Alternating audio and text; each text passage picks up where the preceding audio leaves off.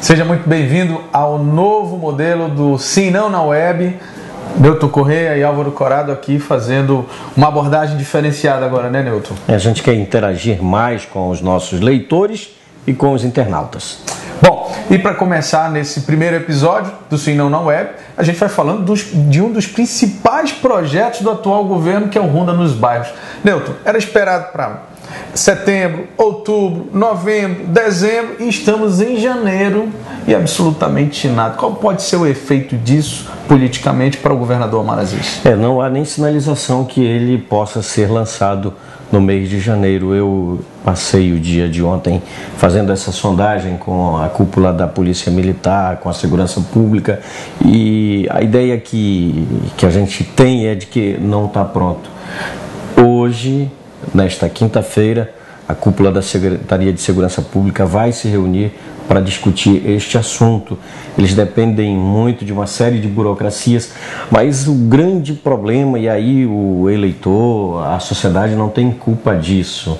O que se espera é a resposta, uma resposta na prática para combater a violência e, por parte dos aliados do governo, uma resposta política. E aí está a preocupação, Álvaro, porque já se passou o primeiro ano, o primeiro mês do segundo ano de mandato do governador. Ano de eleição municipal já está passando e o Ronda nos Bairros não está nas ruas. Agora, você acha, Newton, que isso, por exemplo, pode ter um efeito principalmente no grupo como um todo, não só no Omar, mas principalmente na estrutura que vai se montar para a eleição desse grupo, que esse grupo com certeza vai ter um candidato? Isso pode refletir nessa candidatura? Pode, tanto que a gente já houve preocupação.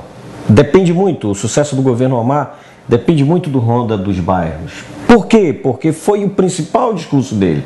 Então, quando os aliados percebem que o Ronda nos Bairros não está nas ruas, eles também começam a pensar no efeito negativo que isso possa representar para eles. Por quê?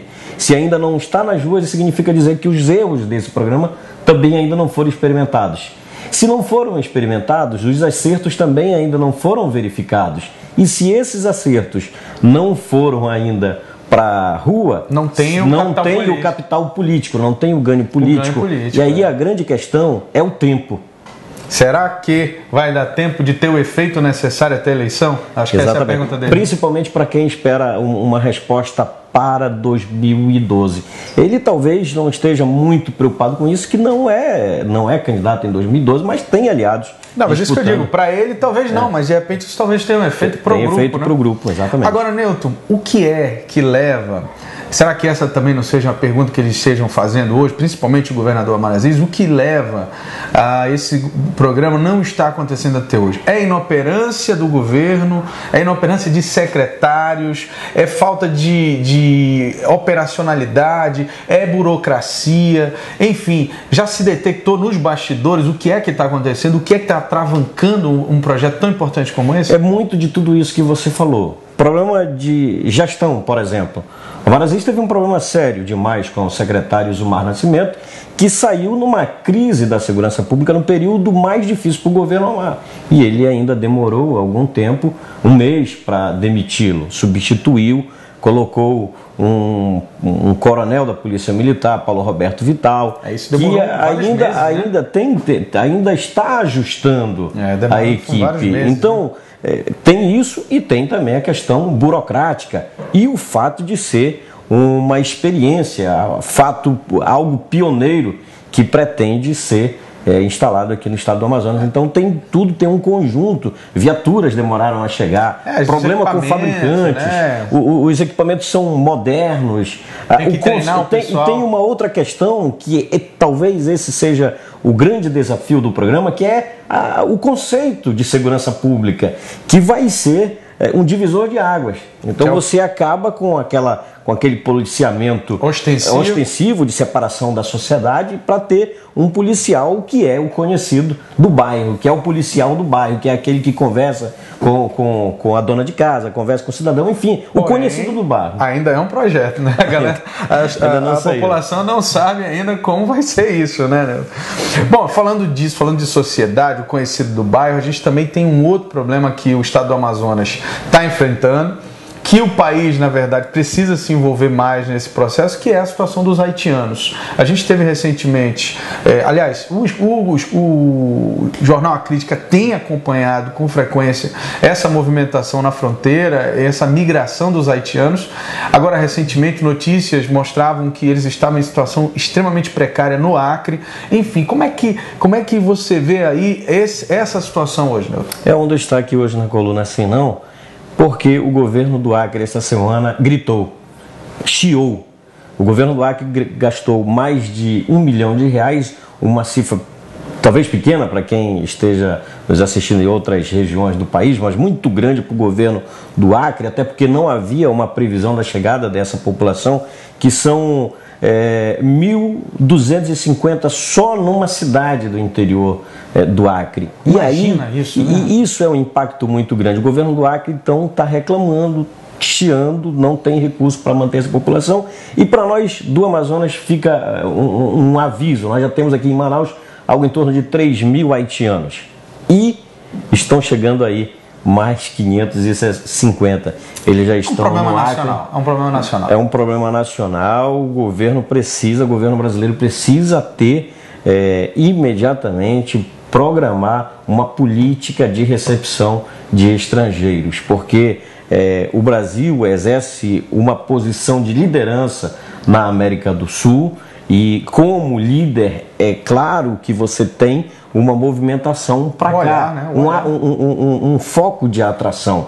Da mesma forma não como existe. Disso. Isso é o tipo da coisa que você não tem como fugir. É que nem os Estados Unidos, né? Exatamente. Não tem como fugir. Tanto que os movimentos que estão acontecendo agora aqui na América do Sul são semelhantes ao que ocorreu na fronteira, na divisa, na fronteira México com os Estados Unidos. Tanto que os traficantes de seres humanos de lá estão operando na emissão de haitianos para o estado do Amazonas, para o Brasil. Vamos aguardar e ver como é que a coisa vai ficar. Bom, agora falando um pouco também, aí, voltando para a política local, queria falar um pouco sobre a situação do vereador Paulo de Carli. Era do PRTB, mudou depois para o PDT, quando foi ameaçado pela lei da fidelidade partidária, retornou ao PRTB, em seguida mudou para o PSDB, prometendo que iria renunciar ao cargo. Só que isso não aconteceu até agora, né? Então, Álvaro, eu diria até que ele deu um bolo na gente. Um bolo. Nós acreditamos. Primeiro que ele não poderia ter anunciado a renúncia. O mandato não é dele. O mandato mesmo pertence ao PRTB, ao Fabrício Lima, que é o titular do mandato. Ele está licenciado. Portanto, se ele saísse, não faria diferença nenhuma, porque ele é suplente. Ainda assim, acreditou-se que ele iria renunciar e se deu muito espaço para o vereador Paulo de Carli.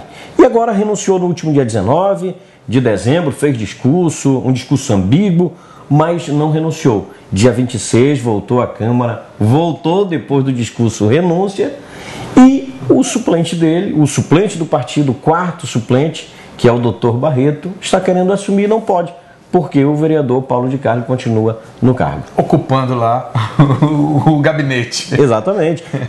Ainda não há, inclusive, documentos. Ele prometeu, inclusive, para a Crítica, que mandaria nesta quarta-feira os documentos de que ele teria enviado para a Câmara Municipal de Manaus oficializada a renúncia dele, e não mandou.